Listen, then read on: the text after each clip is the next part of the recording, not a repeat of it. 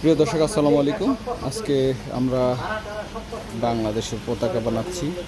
আগামীকালকে 5ই আগস্ট বিজয় র্যালির অনুষ্ঠানের জন্য এই পতাকাটা আমরা ব্যবহার করব, একদম সম্পূর্ণরূপে নতুন করে। আমার বন্ধু এনামুল হক সে নিজে তত্ত্বাবধানে এটা পতাকাটা বানাইতেছে। আমি আছি তার সাথে, আপনারা পাশে থাকেন, দেখেন আমরা কীভাবে বানাই। এই মেশিনগুলো ঠিক হয়ে গেছি, আর এই মেশিন অটোটা নিয়েছি আমি, নষ্ট হয়ে গেছি।